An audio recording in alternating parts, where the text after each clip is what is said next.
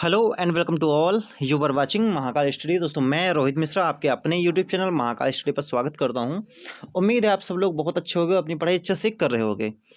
तो जैसा कि मैं आपको इंग्लिश के जो इम्पोर्टेंट रूल हैं, टॉप रूल्स इंग्लिश के, जो हमेशा एसएससी के कोई भी एग्ज़ाम हो, चाहे वो आपका सीजीएल हो, चाहे आपका 10+2 हो, चाहे आपका वो एमटीएस हो, चाहे सीपीयू हो, सब में हमेशा ये टॉप रूल्स पूछे जाते हैं। तो इसकी मैं सीरीज़ स्टार्ट किया हूँ, तो उस सीरीज़ को आगे बढ़ते हुए एक नया रूल लेके आया हूँ।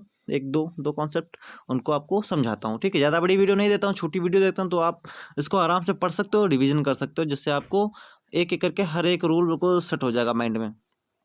देखते हैं भाई आज का रूल क्या है। रूल अपना ये है, सिंपल भाषा में समझना, प्रेपोजिशन ऑफ टाइम, ठीक है। सिंस और for, since and for, the words for and since, ये दो बात को समझो। फॉर और सिंस का यूज़ बताने जा रहा हूँ, खुले शब्दों में ऐसा समझो, ठीक है। आर यूज्ड और सब लिखिए जो था उसको भूल जाओ। मैं आपको सिंस और फॉर का मतलब बताऊंगा, सेंटेंस आएगा, सेंटेंस किस टाइप का सेंटेंस बनेगा, किस टेंस में जाएगा, क्या क्या यूज़ करोगे, खाली ये बताने वाला हूँ, ठीक है।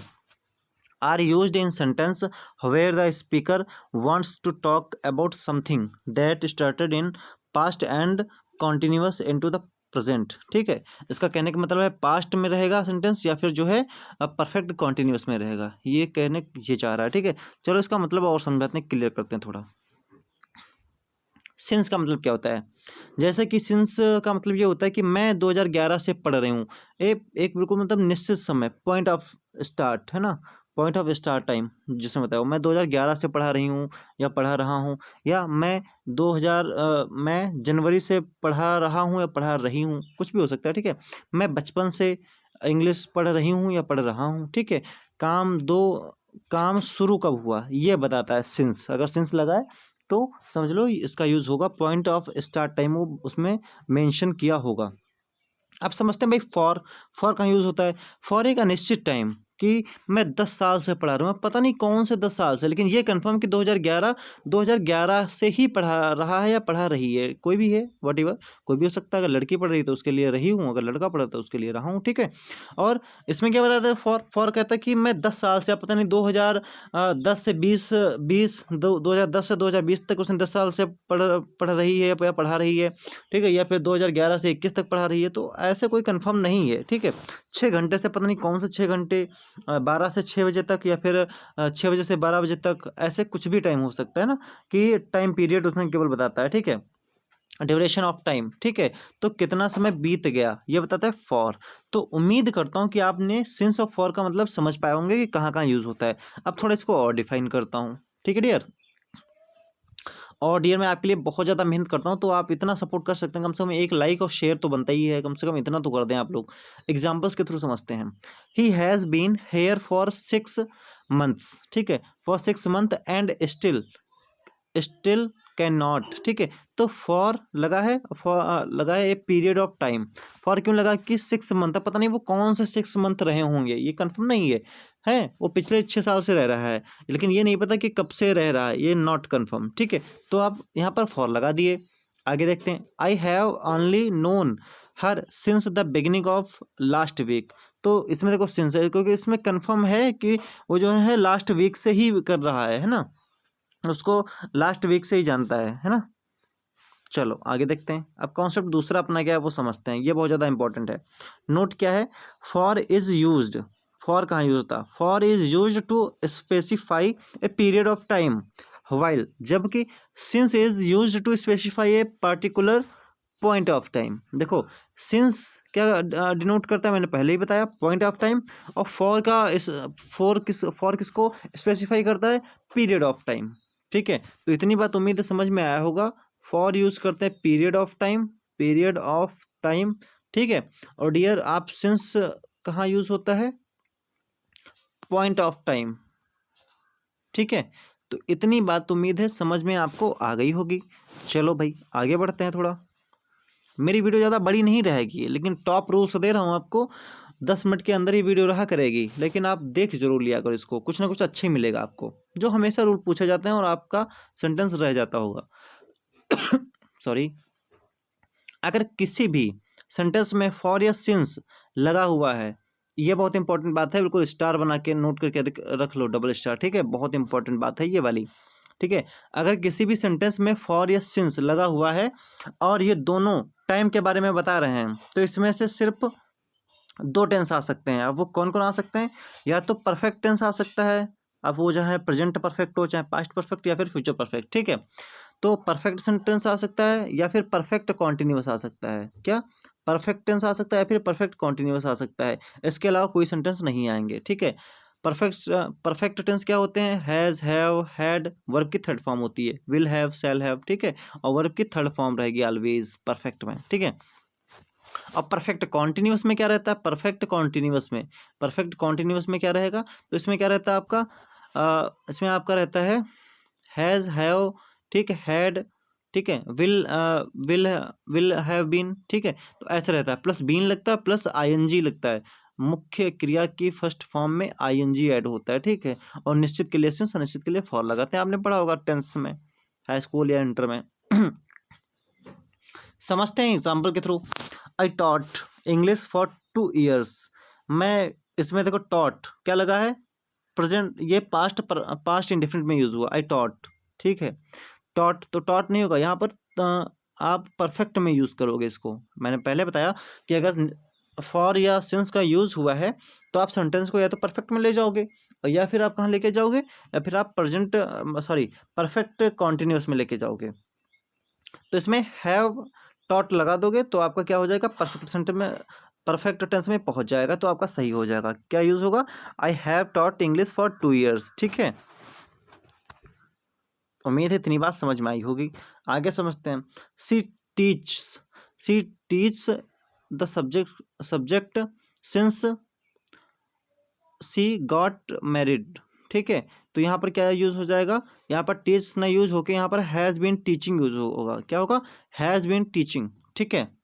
क्या यूज हो जाएगा? हैज़ बीन टीचिंग, ठीक है। ऐसे एरर्स आपको मिलेंगे। अगला कॉन्सेप्ट समझते हैं क्या है भाई। कह रहा कि सिंस के आगे को टेंस सिंपल पास्ट, जो सिंस के आगे का टेंस होगा, ठीक है, वो सिंपल पास्ट में होगा। देखो, अगर पहले का सेंटेंस आपका इधर का किस में है, अगर चलो ये बात में बताते हैं, पहले इसको क्लियर करते हैं।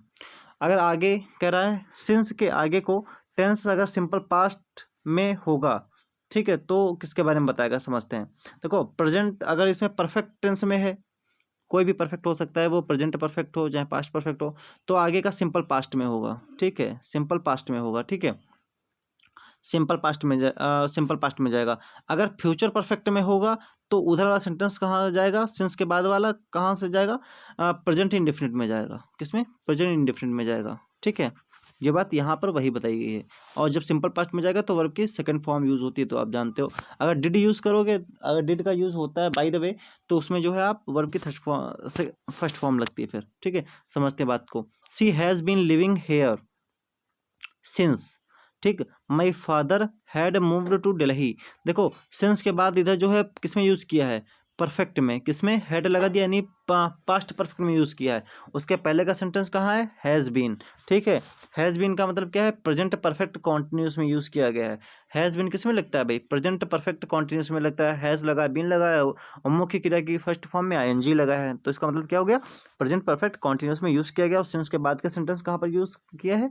ये पास्ट परफेक्ट में यूज़ किया है। क्यों? क्योंकि हैड लगा है। उम्मीद है इतनी बात समझ में आई होगी। आगे समझते हैं। अगला एग्जांपल हमारा क्या है? It has been raining since 8 AM, ठीक है, 8 AM। तो हैज़ बीन का मतलब क्या है भाई? हैज़ बीन कहाँ यूज़ होता है? मैंने अभी बताया, प्रेजेंट परफेक्ट कॉन्टिन्यूअस। सिंस के बाद 8 AM यूज़ हो गया, ठीक है, तो प्रेजेंट में लग गया, ठीक है, प्रेजेंट सेंटेंस आ गया प्रेजेंट टेंस में, ठीक है। तो उम्मीद है इतनी बात समझ में आई होगी आपको। तो अगर दोस्तों वीडियो अच्छी लगी हो, रूल समझ में आए हैं, तो प्लीज़ वीडियो को लाइक करें, शेयर करें एंड अपने दोस्तों में शेयर करें। मिलते हैं नेक्स्ट वीडियो में, तब तक के लिए जय हिंद। और मैं बता दूं क्लास कब कब होती है? 12 बजे दोपहर में होती है, नून, ठीक है, नून में होती है, और 7 बजे शाम को आपको 7 PM पर होती है। तो उम्मीद है ये 2 टाइम पर आप ज़रूर लाइव वॉचिंग करेंगे, जितना होगा सपोर्ट करेंगे, ठीक है। और 20 जून के बाद में आपको मैं कोशिश करूँगा मैथ भी दूँ, मैथ की वीडियोस प्रोवाइड करूँ और जीएस की प्रोवाइड करूँ, जीएस की तो करता ही हूँ, और इंग्लिश भी करूँगा। ये 3 वीडियो ज़रूर दूंगा आपको, ठीक है। जो आपका एसएससी, कोई भी एसएससी एग्ज़ाम की तैयारी कर रहे हो उसमें बहुत ज़्यादा इंपॉर्टेंट रहता है। ये सिलेबस आपको बहुत अच्छे से मैं कवर करूँगा। और इंग्लिश की वीडियो में अभी आपको टॉप रूल्स करा रहा हूँ। एक बात और बता दूँ, अभी टॉप रूल्स करा रहा हूँ, ठीक है। जैसे मैं 20 जून को थोड़ा काम है, 20 जून निपट जाए ना, 20 जून के बाद में मैं आपको क्या करूँगा, हर एक चीज़ टॉपिक वाइज क्लियर करूँगा। मैं समझाता हूँ कैसे क्लियर करूँगा। जैसे मैंने नाउन चैप्टर लेके आया हूँ, बस 20 जून तक थोड़ा वेट कर लो, तब तक थोड़ा टाइम नहीं हमको मिल पा रहा है। लेकिन 20 जून से नाउन जैसे मैं लेके आया तो डियर उसको पहले डिफाइन करूँगा, ठीक है, डिफाइन करूँगा। डिफाइन करने के बाद उसके जो पार्ट होंगे, काइंड, जो उसके काइंड होंगे वो समझाऊंगा पांचों, ठीक है। वो क्या क्या होते हैं, क्या क्या होता है वो समझाऊंगा। और फिर 50 क्वेश्चन उसी वीडियो में, 50 क्वेश्चन उसी वीडियो में एरर कराऊंगा कि कहाँ कहाँ पर कैसे एरर बनती है। ऐसे लेके चलूँगा हर एक part of speech. Part of speech आपके कितने हैं, पार्ट ऑफ स्पीच 8 है ना। 8 को मैं मान के चलो, कोई कोई चैप्टर तो बड़े हैं, जैसे प्रपोजिशन बहुत बड़ा है, वर्ब बहुत बड़ा चैप्टर है, तो इनके 2-3 वीडियो बन जाएंगे। लेकिन अदर जैसे कंजक्शन वगैरह हो गया, इनकी एक एक वीडियो में लेके आपको सब डिफाइन करके और एरर प्रैक्टिस जरूर करवाऊंगा एक ही सेशन में। भले 1 से 1.5 घंटे क्लास हो, लेकिन मैं आपको टॉपिक वाइज पढ़ाऊंगा जरूर, क्योंकि हर चीज़ आपको जब टॉपिक वाइज मिलेगी तो हर बार एक बात समझ में आएगी। फिर वकैब के लिए कुछ ना कुछ सोचा जाएगा, वकैब का कुछ ना कुछ प्रोग्राम बनाया जाएगा, कैसे वकैब तैयार करनी है, कैसे अच्छी तैयार कर सकते हैं वकैब। क्योंकि इंपॉर्टेंट हो जाता है रोल, क्योंकि 70% अगर ग्रामर रहती है तो 30% आपका वकैब भी रहता है। और ये वकैब तैयार होगी तभी आपका ये एरर फाइंड कर पाओगे, वरना एरर फाइंड नहीं कर पाओगे। तो वकैब भी बहुत ज़्यादा इंपॉर्टेंट हो जाती है। तो उम्मीद है इतनी बार डियर समझ में आई होगी। मिलते हैं कल, तब तक के लिए जय हिंद।